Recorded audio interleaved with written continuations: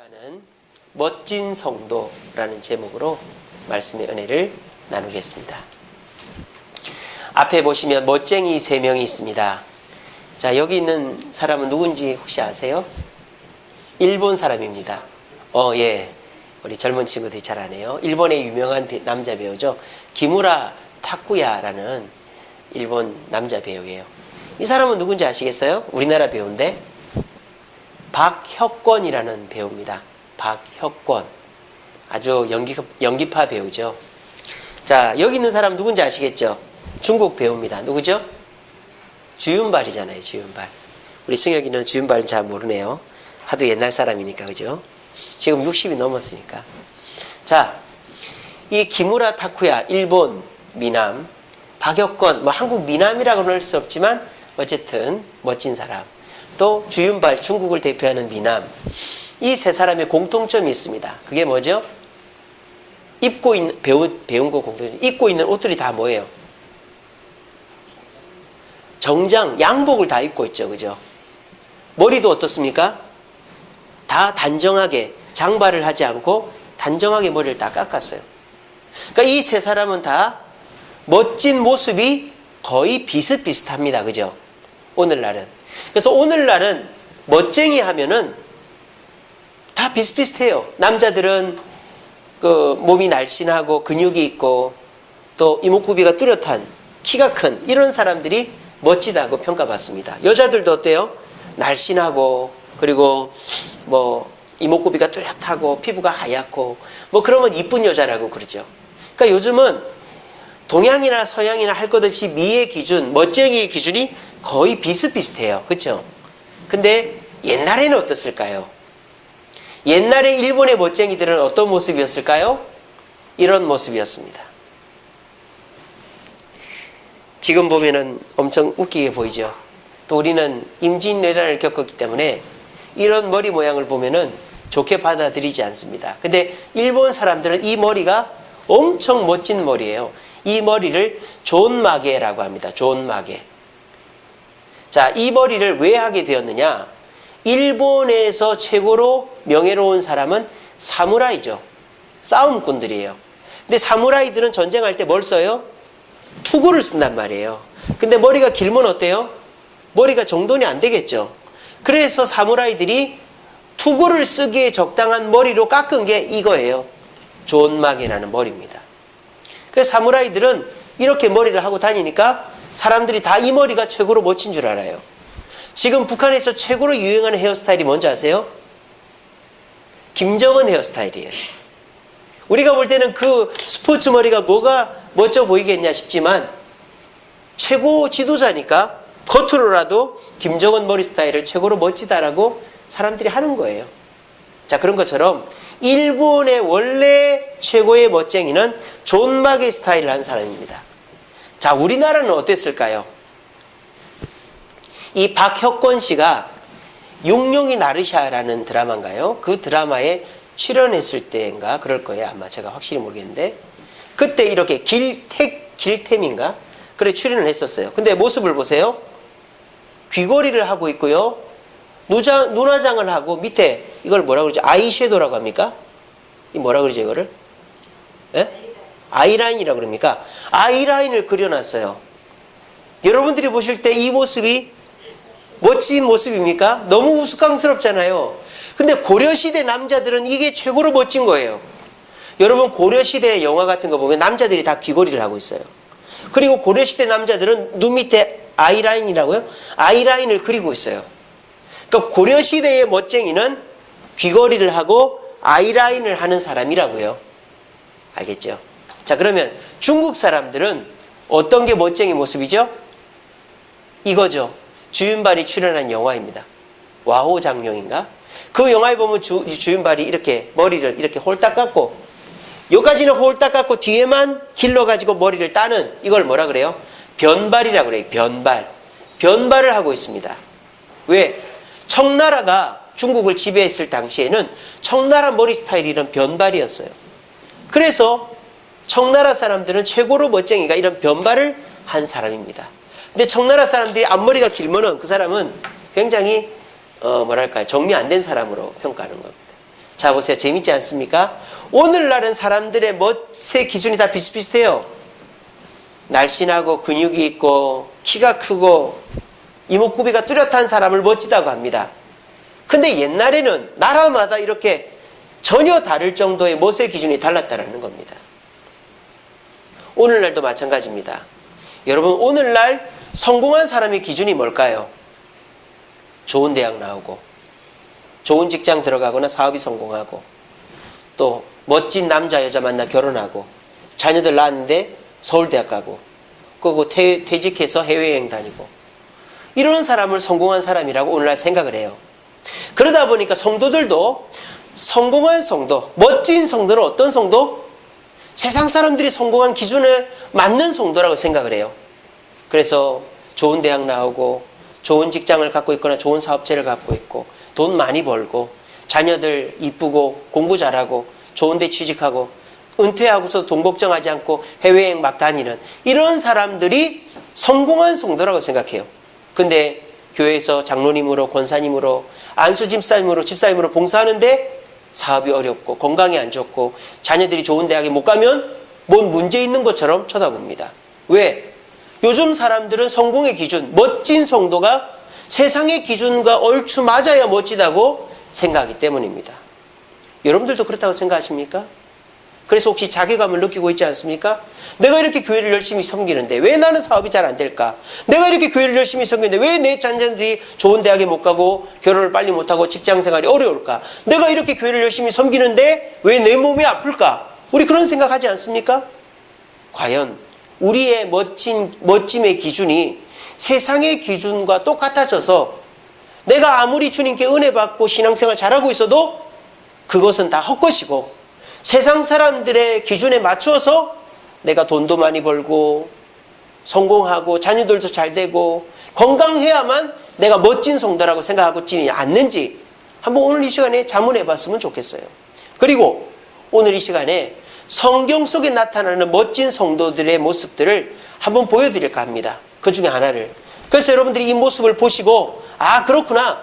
멋진 성도가 요즘 세상 사람들이 말하는 것처럼 돈 잘 벌고 건강하고 좋은 대학 나오고 자녀들이 잘 되는 그런 사람들이 멋진 성도가 아니라 오늘 성경에 나오는 이 사람이야말로 진짜 멋진 사람이구나. 그러므로 나도 멋진 성도다라는 확신을 가질 수 있는 귀하고 복된 시간이 되기를 간절히 바랍니다. 저는요, 멋진 성도란 어떤 사람인가? 이 사람이라고 생각합니다. 아유, 목사님, 저게 무슨 멋집니까? 비참하고 끔찍하고 저는 저렇게 되기 싫습니다. 그렇게 생각하실 수 있죠. 자, 이 사람들이 누구죠? 바울과 실라예요. 지금 어디에 갇혀 있죠? 감옥에 갇혀 있습니다.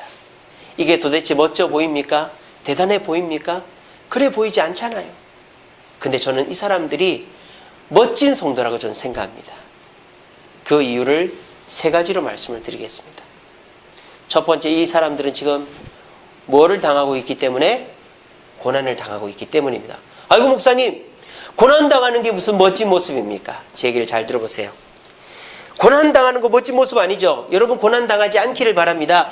여러분, 형통하고 잘 살고 건강하기를 바랍니다. 단 억울하게 당하는 고난은 결코 나쁜 것은 아니다는 사실을 기억하시기 바랍니다.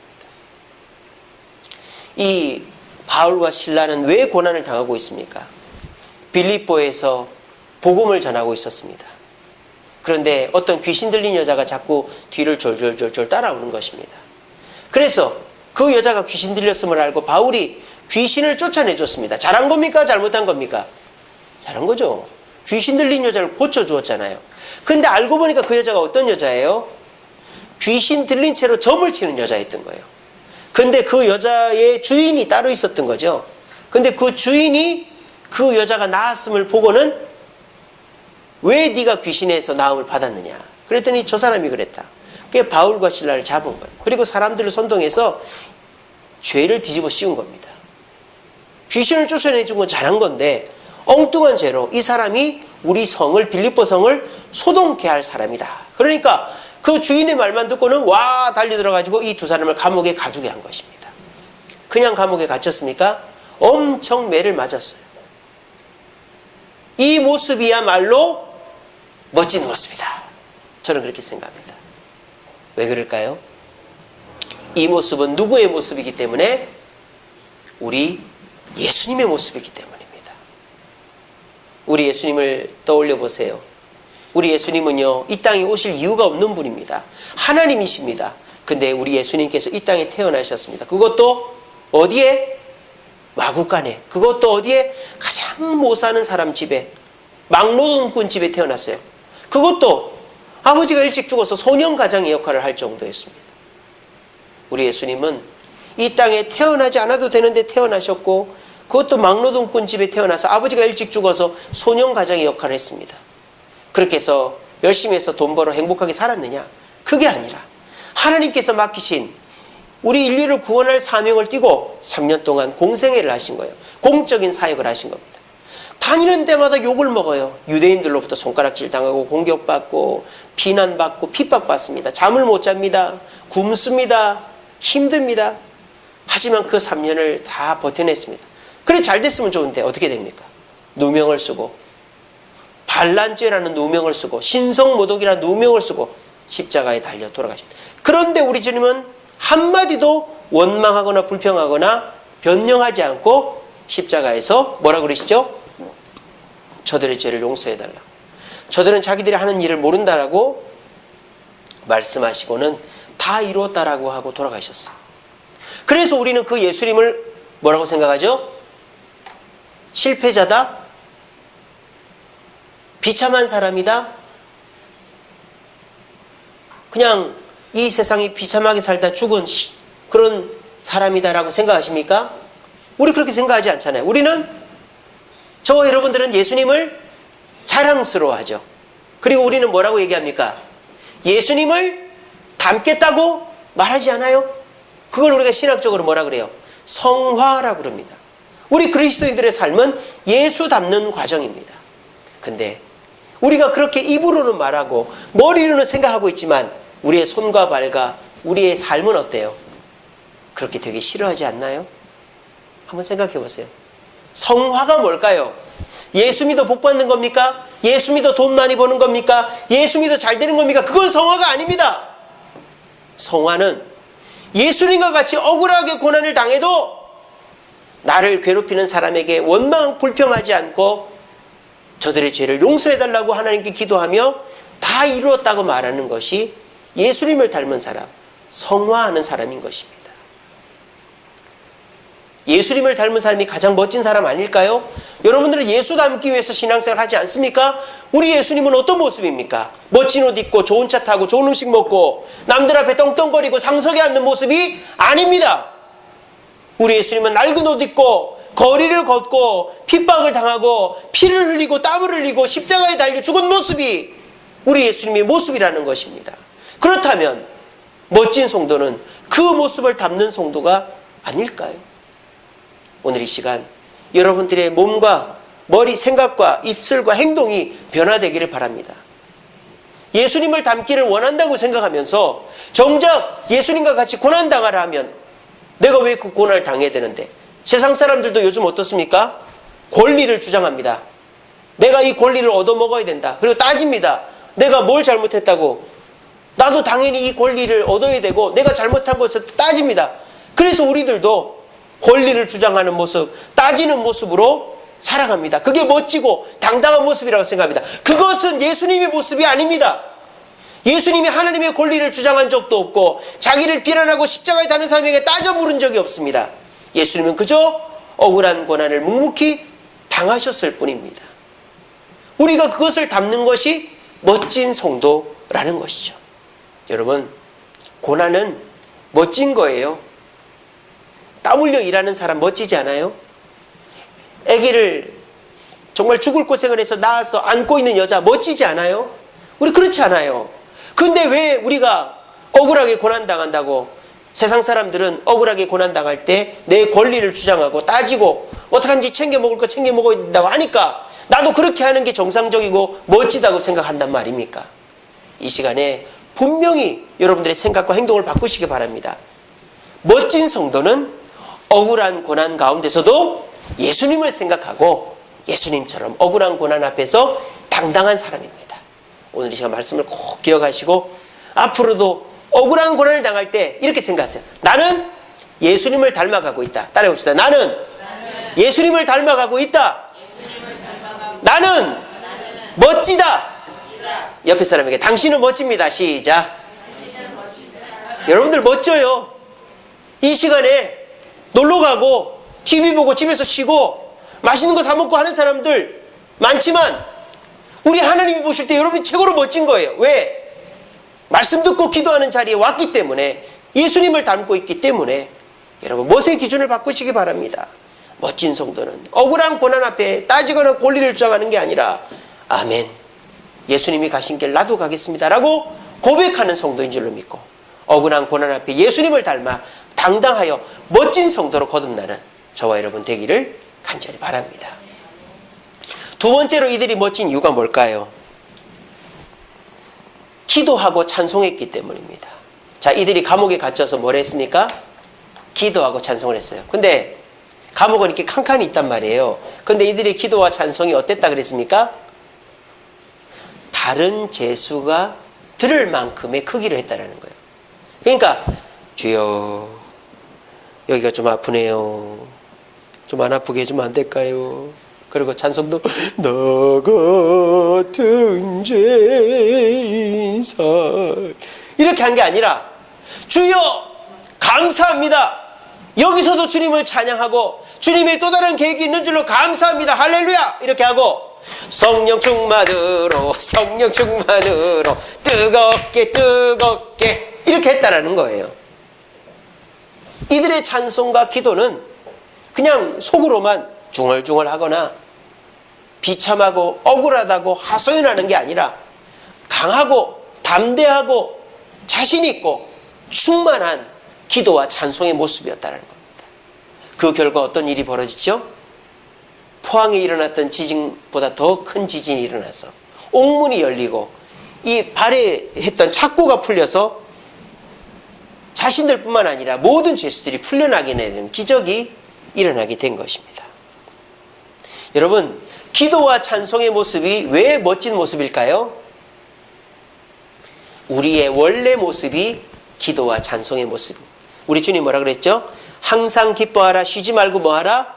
기도하라, 범사에 감사하라. 이는 예수 그리스도 안에서 너희를 향한 하나님의 뜻이다라고 그랬습니다. 여러분, 우리가 이 땅 사는 동안에 우리 그리스도인들에게 최고로 멋진 모습, 기도의 모습입니다. 왜? 이 땅은요 천국이 아니에요. 그러니까 이 땅은 가시밭길이에요. 어려움이 있어요. 마귀가 공중권세를 잡고 있어요. 그러니까 우리가 이 땅을 살아갈 때 넣어놓고 살다가는 넘어지고 실수하고 낭패보기 십상이란 말이에요. 그러니까 우리는 항상 기뻐하고 쉬지 말고 뭐 해야 돼요? 기도해야 되는 거예요. 이 땅을 살아가는 거예요. 그러니까 이 땅을 사는 성도들의 본래의 모습은 기도하는 모습이다. 우리 예수님도 새벽 미명에 기도하셨다. 자, 기도는 이 땅을 살아가는 우리의 본래의 모습입니다. 두 번째, 찬송은 천국의 우리의 본래 모습. 천국에서는요 근심도 없고 눈물도 없고 질병도 없고 한숨도 없고 불평도 없어요. 오직 뭐만 있어요? 하나님을 향한 찬송만 있는 것입니다. 그러므로 우리가 천국 가면은 우리의 주업은 찬송이 되는 것입니다. 그러므로 천국에서의 우리의 삶은 모습은 찬송인 것이죠. 그러니까 우리가 이 땅에서의 주된 모습은 기도고 천국에서의 삶은 찬송이므로 우리가 기도와 찬송을 하는 모습이야말로 하나님이 보실 때 최고로 멋진 모습이 아닐까요? 남들이 볼 때는, 죄수들이 볼 때는 저 미친놈을 봤나? 저렇게 맞아가지고 등에 피가 터지고 뼈가 부러지고 했으면서 기도를 하고 찬송을 하네. 저놈들 미친놈일 거야. 다른 죄수들이 그렇게 생각하지 않았겠어요? 그런데 그 모습을 누구는, 하나님은 기쁘게 봤다라는 거예요. 그래, 바울과 실라가 내가 기뻐하는 멋진 모습을 갖고 있구나. 기도하는구나. 저 속에서도. 그래, 나에게 찬송하는구나. 내가 가만히 있을 수가 없다. 그래서 지진을, 우리 하나님 초자연적인 역사를 싫어한다 그랬죠. 우리 하나님은 기적을 좋아하지 않아요. 왜? 만유인력의 법칙, 질량 보존의 법칙, 작용과 반작용의 법칙, 하나님이 만든 거거든요. 하나님이 그 기적을 깨는 걸 좋아할 리가 없어요.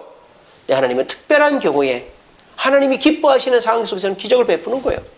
홍해가 갈라지고 여리고성이 무너지고 무리를 걷고 오병이의 기적이 일어나고 옥문이 흔들려 감옥 창구가 풀어지는 것은 하나님이 특별한 일이 있을 때만 벌어지는 기적인 것입니다.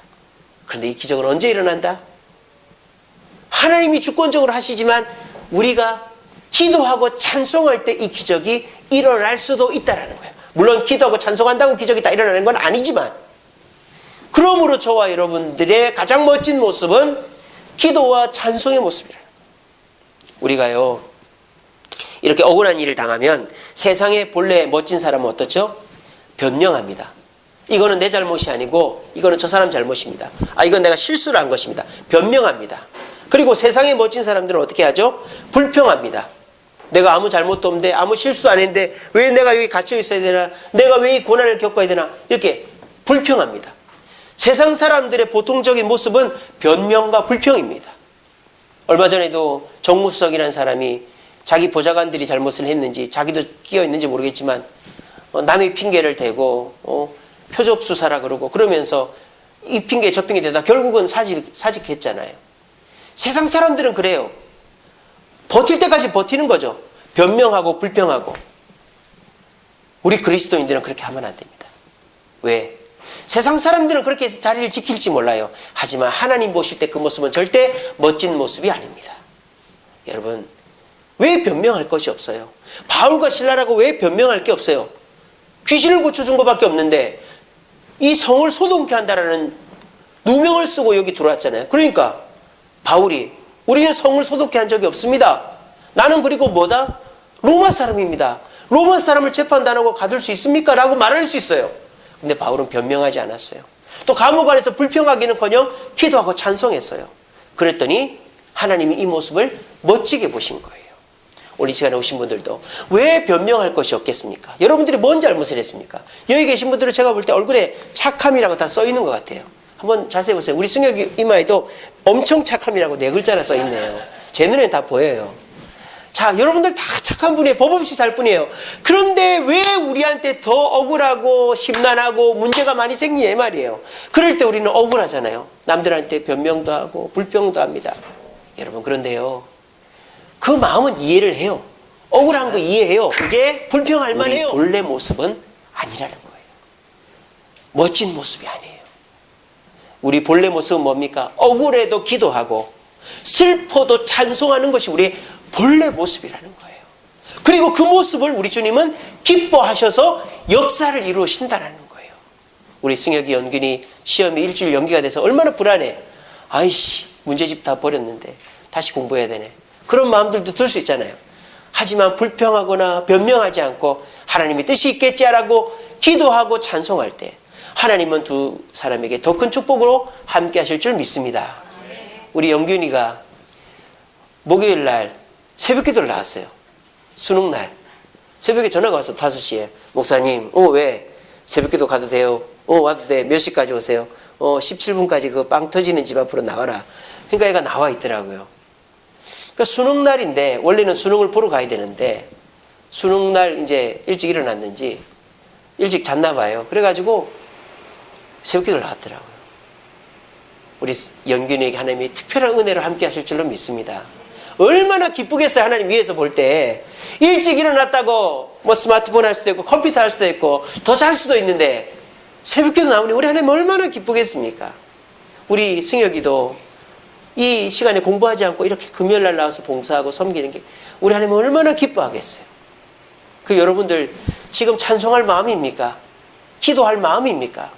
마음적으로나 환경적으로 얼마나 힘든 일이 많은데 하지만 이렇게 나와서 찬송하고 기도하고 웃는 그 모습 우리 하나님이 가장 기뻐하신다는 거예요.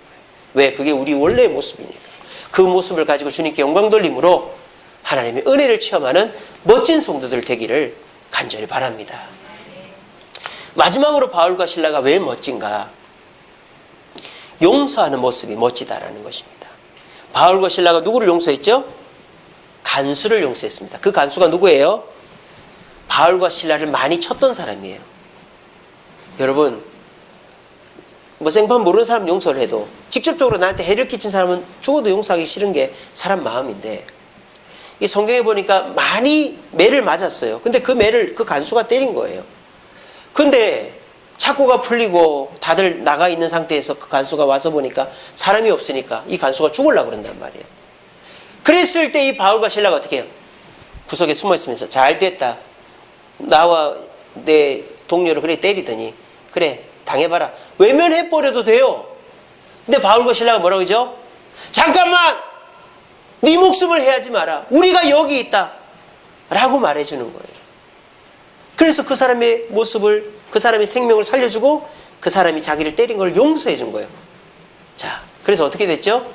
그 용서의 결과가 어떻게 됐죠? 변화가 일어났습니다. 어떤 변화가? 간수가 예수를 믿게 된 겁니다. 그래서 빌립보에 예수를 믿게 되는 가정이 이제 자주장사 루디아 말고 이 빌립보 간수의 가정이 생기게 된 것입니다. 그래서 우리에게 축복이 되고 위로가 되는 말씀이 그 간수에게 선포가 되죠. 뭡니까? 주 예수를 믿으라. 그리하면 너와 내 집에 구원을 얻으리라. 우리 이 말씀 믿고 살잖아요. 내 자녀가 교회를 안 나와도, 내 부모 형제가 교회를 안 나와도 하나님 약속했지 않는가? 주 예수를 믿으면 너와 내 집에 구원을 얻는다고. 그 말씀 믿고 우리가 그래도 신앙생활 하잖아요. 그 말씀이 바로 바울이 그 간수에게 해준 말이에요. 만약 그 용서가 없었다면 우리가 그 약속의 말씀을 어떻게 알 수 있었겠습니까? 그래서 용서야말로 사람을 변화시킨다. 자, 이 용서하는 모습이 왜 멋진 모습이냐? 용서야말로 사람을 변화시키기 때문입니다. 이번 주 주보에 제가 글을 하나 실어놨어요. 폭력과 복종 사이라는 글을 실어놨습니다. 제가 오늘 새벽에 설교했는가 그럴 건데, 어제 새벽에 했나? 폭력과 복종 사이. 그게 뭐냐? 이 세상 사람들이 취하는 행동은 두 가지라는 거예요. 하나는 폭력이다. 왜? 자기가 힘이 있으면 사람들을 힘으로 눌러서 자기 이익을 취해요. 힘이 없는 사람들은 어떻게 해요? 억울하고 싫지만 그 힘 있는 사람 앞에 복종을 해요. 이게 세상 사람들의 모습입니다. 언제까지? 예수님 오기 전까지는. 예수님 오시기 전까지 세상 사람들은 힘 있는 사람은 폭력을 휘두르고 힘 없는 사람은 어쩔 수 없이 복종하는 그런 폭력과 복종의 이 물리고 물리는 관계가 세상의 관계였어요. 그런데 우리 예수님께서 이 땅에 오시고는 폭력과 복종 사이에 뭐가 생겼을까요? 용서라는 개념이 생긴 거예요. 이 용서는 누가 하는 겁니까? 힘 없는 사람이 하는 겁니까? 힘 있는 사람이 하는 겁니다. 예수님은 하나님이십니다. 근데 그 예수님께서 용서를 한 거예요. 폭력으로, 힘으로 누를 수 있었어요. 하지만 예수님은 하늘의 군단을 불러서 이놈들을 쓸어버릴 수도 있지만 우리 예수님은 그렇게 하지 않았어요. 용서했어요. 근데 그 결과는 어떻게 됐죠? 예수님 용서하고 죽었지만 오늘날 27억의 인구가 예수님을 믿습니다. 이게 뭡니까? 폭력은 사람을 변화시키지 않아요. 복종도 내가 복종한다고 변화되지 않습니다. 여러분들이 자녀들한테 야단쳐서 자녀들이 잘못했어요 해서 변화된다고 생각하세요? 변화 안 돼요. 겉으로만 잘못했어야지 두고 보자. 엄마는 잘못하는 거 없나. 그렇게 생각을 해요. 폭력으로 사람을 변화시킬 수 없고 내가 복종한다고 변화되는 게 아닙니다. 하지만 용서는 사람을 변화시킵니다. 그래서 예수님의 그런 비폭력의 용서의 모습을 본받은 사람이 간디와 마틴 루터킹 아닙니까? 간디는 금식으로, 단식으로, 마틴 루터킹은 행진으로, 버스 안 타기 운동으로 비폭력으로 행해서 변화를 이뤄낸 거 아니겠어요? 이처럼 이 세상은 폭력과 복종으로 얼룩져 있었지만 그 사이에 용서라는 개념을 주신 그 예수님을 따르는 사람은 사람을 변화시키는 거예요. 그래서 저와 여러분들이 예수님처럼 용서하는 모습을 가질 때 우리는 가장 멋진 사람이 될 뿐만 아니라 사람을 변화시키는 것입니다. 우리 가정에서, 교회에서, 직장에서 정말 나를 괴롭히고 내가 한마디 하고 야단을 쳐도 꿈쩍도 못하고 핑계도 못 댈 사람이 있죠. 하지만 그런 사람들에게 야단 안 치고 문제를 들춰내지 않고 용서해 주었을 때 오히려 그 용서가 쌓이다 보면 그 사람이 변화되게 되는 거예요. 근데 문제가 있을 때마다 들춰내서 야단을 칩니다. 그럼 그 사람이 그때 미안하다 그러죠. 잘못했다 그러죠. 그럼 어떻게 할까요? 두고 보자가 되는 거예요. 그래서 여러분들이 잘못했을 때 그 사람이 와서 여러분들의 잘못을 짚는 거예요. 그러면 그때는 또 미안하다 하겠죠. 그러면 또 어떻게 할까요? 두고 보자 하는 거예요. 우리 가정이 미안하다 두고 보자, 미안하다 두고 보자의 악순환이 계속되고 있지는 않아요? 우리 교회가 미안하다 두고 보자, 미안하다 두고 보자의 악순환이 계속되고 있지 않아요? 여러분들 직장과 지인 관계, 친구 관계가 미안하다 두고 보자가 악순환되고 있지 않습니까? 거기는 아무 변화는 없고 계속되는 불행과 고통만 있을 뿐입니다. 그 고리, 미안하다 두고 보자의 고리를 끊을 수 있는 사람은 예수님을 닮은 멋진 사람, 뭐하는 사람? 용서하는 사람입니다. 가정에서 남편이 실수해도, 아내가 실수해도 용서해주고 눈 감아주고 내가 더 해주고 내가 더 봉사해줄 때 반드시 아내는 남편은 변합니다. 절대 안 변할 거야. 내 남편은 변할 사람이 아닙니다. 여러분들이 시도를 안 했을 뿐이지, 시간이 걸릴 뿐이지 반드시 변해요. 여러분들의 자녀들 그렇게 말을 해도 속을 썩이고 봐줘도 속을 썩이고 야단을 쳐도 속을 썩입니까? 용서해줘 보십시오. 말도 꺼내지 말고 잘해주고 덮어주고 이해해줘 보십시오. 이용해 볼 것 같죠? 아닙니다. 반드시 변화됩니다. 또 교회에서도 마찬가지입니다. 여러분들이 아무 잘못도 없는데 억울하게 공격하고 또 말도 안 되는 누명을 씌우거나 말도 안 되는 일을 가지고 분란을 일으키는 사람이 있어요. 그럴 때 여러분들이 나도 똑같이 대갚아줘야지. 저 사람이 실수하는 걸 나도 끄집어내서 똑같이 갚아줘야지. 그러면 싸움밖에 안 나는 거예요. 그런데 내가 덮어주고 용서하면 그 사람이 변화되든가 하나님이 그 사람을 치든가 둘 중에 하나가 되는 거예요. 반드시 변화는 일어납니다. 이처럼 저와 여러분들이 가정에서, 직장에서, 교회에서 복수하고 보복하고 복수하고 폭력을 휘두르고 이러는 악순환이 아니라 참고 기다리고 용서하는 모습을 가질 때 반드시 하나님은 그 멋진 모습을 보시고 여러분들에게 축복을 주실 줄로 믿고, 이 시간에 우리가 가장 멋진 모습은 세상 사람들처럼 성공하고 돈 많이 벌고 편안하게 살고 건강한 그런 모습이 아니라 고난당할 때 그 고난 앞에서 예수님처럼 고난을 묵묵히 당하고 또 고난당할 때 변명하거나 불평하는 게 아니라 우리의 원래의 모습, 기도와 찬송의 모습을 갖고 또 그 고난에서 해결되었을 때 나에게 고난 준 사람에게 보복하는 게, 복수하는 게 아니라 용서함으로 상대방을 변화시키는 멋진 성도들 되어서 우리 주님 앞에 칭찬 듣는 저와 여러분들 되기를 간절히 바랍니다. 말씀을 맺겠습니다.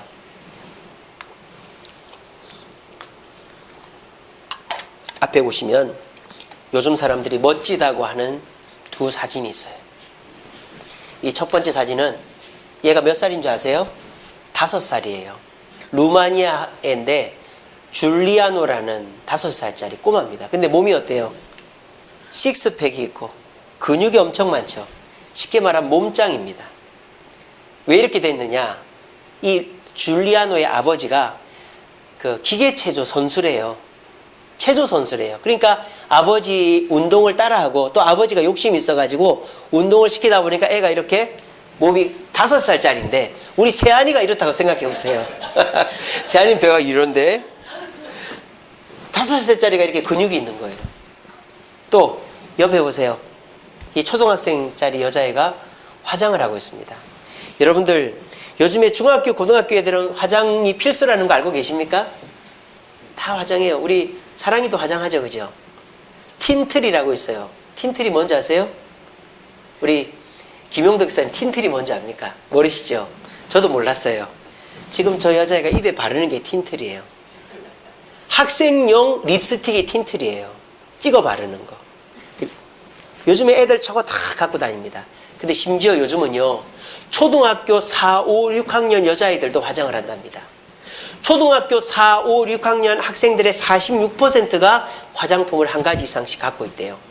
틴틀, 이게 가장 기본입니다. 입술에다가 이렇게 바르는 거. 우리 아줌마들처럼 벌겋게 바르진 않아요. 그럼 이상하니까 그러니까 입술에 이렇게 촉촉하게 발라서 이렇게 해서 좀 빨갛게 하는 거예요. 그리고 또 필수가 하나 더 있어요. 그게 뭐냐? 비비크림. 아이고, 난 이해가 안 돼요. 이 뽀송뽀송한 피부, 어른들이 얼마나 부럽습니까? 뭐 잡티가 하나 있습니까? 그 솜털이 있는 그 뽀송뽀송한 피부에다 왜 비비크림을 이렇게 바르는지 몰라. 요즘 초등학생들이 비비크림을 바른대요. 얼굴에다 이렇게 막 바른대요. 그리고 볼터치, 볼 빨갛게 하는 거. 볼터치 이렇게 해가지고 막 손을 이렇게 하고 있어요, 애들이. 그리고 아이라이너, 아이라는 거 밑에 하는 거죠, 그죠? 이렇게 해가지고 이렇게 그리고 앉아 있는 거예요. 그리고 마스카라 이렇게 해가지고 올리고 있는 거예요. 이거를 요즘 초등학교 4, 5, 6학년 여자아이들이 하고 있다는 사실입니다, 여러분. 여러분들이 들을 때 어때요? 요즘 사람들은 이런 게 멋지다 그래요. 초등학생들도 화장하고 다니는 게 이쁘고, 이 5살짜리 꼬마도 이렇게 근육이 있으니까 멋지다 그래요. 여러분들 눈에는 멋져 보입니까? 이뻐 보입니까? 안 그래 보이죠? 징그러워요, 저는. 뭐 이해는 합니다. 부모가 기계쳐 선수니까 이해는 하고, 뭐 요즘 4, 5, 6학년들도 화장 뭐 자유죠, 뭐 할 수 있죠. 이해는 합니다만 저는 이게 멋져 보이진 않아요. 왜 그럴까요? 기준이 다르기 때문이에요. 기준이. 제가 생각하는 멋짐의 기준은 이게 아니에요. 제가 생각하는 멋짐의 기준은 5살짜리는 우리 세안이 같아야 되는 거예요. 머리도 빡빡이 깎고 말도 더듬더듬하고 막 짱구 춤추고 뭐 이렇게 하고 다니는 게 멋진 거예요. 저는 제 눈에는 그래요. 또 초등학교 4, 5, 6학년 애들은 이런 애들이 아니라 그냥 우리 새아같이 저는 수도분한 애들이 이뻐요. 그냥 자기 생긴 대로 살고 머리도 맨날 안 감고 석회는 있으면 안 되겠지만 어쨌든 그런 애들이 저는 이뻐요. 이게 뭡니까? 기준의 차이라는 거예요. 여러분, 세상의 멋짐의 기준에 현혹되지 맙시다. 세상 사람들이 최고라고 하는 기준에 현혹되지 맙시다. 좋은 직장 다녀야 되고, 좋은 차 타야 되고, 좋은 옷 입어야 되고, 좋은 음식 먹어야 되고, 그리고 해외여행 다녀야 되고, 건강해야 되고, 이게 세상의 멋짐이죠. 따질 거 있으면 따지고, 권리를 주장하고, 불평하고, 변명하고, 용서하기보다는 복수하고 보복하고, 그러는 것이 세상 사람들의 멋짐이에요. 여러분, 우리 하나님의 기준은 그게 아니에요. 우리 하나님이 멋지다고 생각하는 모습은 뭘까요? 바로 이거예요. 기도하는 모습. 여러분들이 볼 때는 참 안쓰러워 보입니까? 애처로워 보입니까? 애를 하나 등에 업고 또 하나 데리고 와서 교회에서 무릎 꿇고 기도하는 이 모습. 집에 잘 자리가 없어서 하는 수 없이 애를 등에 덜쳐업고 또 따라 나서겠다는 딸아이 손을 잡고 나와서 기도했던 우리네 어머니들의 모습입니다. 이 모습이 비참해 보입니까? 아주 없어 보입니까? 여러분들 눈에는 그렇게 보일지 몰라도 제 눈에는 저도 이렇게 하고 싶습니다. 저도 이렇게 합니다.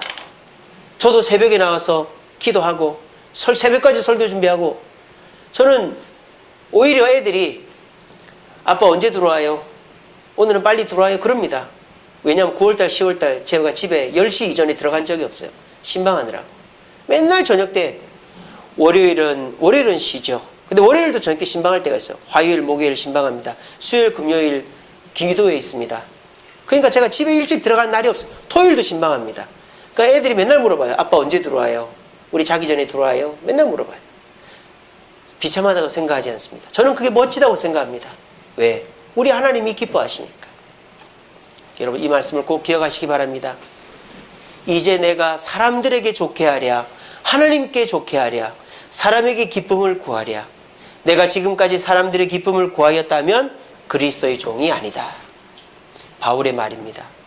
여러분, 그리스도인의 멋짐의 기준은 달라요.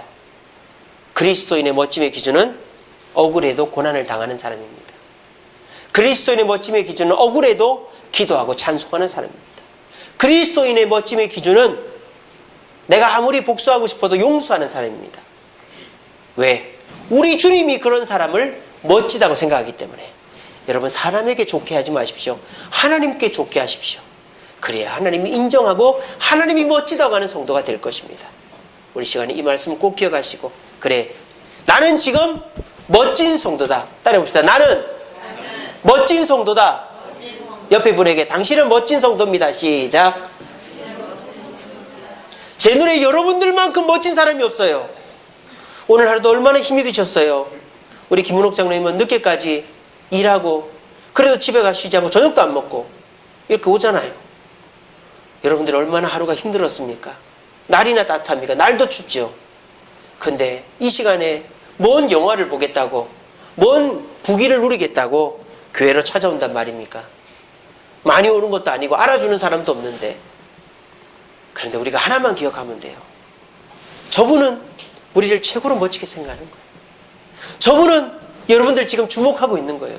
저분은 여러분들을 위해서, 여러분들을 보고 활짝 웃고 있는 거예요. 그래, 오늘 영균이하고 승혁이하고 우리 준수가 여기 와서 봉사하는구나. 그래, 오늘 이 주세움교회 장로, 권사, 안수 집사들이 여기 나와서 집사들이 봉사하는구나. 그래, 내가 누구에게 축복을 해줘야 되겠나? 저들에게 축복을 해줘야 되지 않겠나? 우리 하나님이 제일 멋지다고 하면 다 아니겠어요?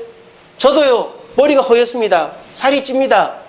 뭐 생김새가 늙어갑니다. 하지만 괜찮아요. 내 아내만 나를 이뻐해 주면 되거든요. 예. 제가 또 장가를 갈 겁니까? 시집을 갈 겁니까? 뭐 할 겁니까? 내 아내만 이뻐해 주면 되지. 저는 저희 집사람한테 그럽니다. 여보, 살찌는 거 상관하지 마. 건강만 하면 돼. 근데 우리 집사람 맨날 그래요. 너무 살찌면 안 되는데. 내가 이뻐하는데 뭔 상관이야? 라고 그렇게 얘기합니다. 여러분, 내 남편이 나를 이뻐하고 내 아내가 나를 이뻐하는데 내가 남들한테 모델 뺨치게 이뻐질 필요가 있습니까? 없습니다. 우리 성도들이 나를 이뻐하는데 내가 더 좋아질 필요는 없다고 나는 생각을 해요. 마찬가지입니다. 여러분, 내가 사랑하는 사람, 나를 좋아하는 사람이 날 이뻐하면 끝이에요. 세상의 기준에 멋을 맞추지 마시고 하나님의 기준에 멋을 맞추셔서 진정한 멋쟁이들로 거듭나는 고난 가운데 당당하시고 기도와 찬송으로 사시고 억울해도 복수하고 싶어도 용서하는 멋진 성도들 되기를 간절히 바랍니다. 우리 시간에 찬양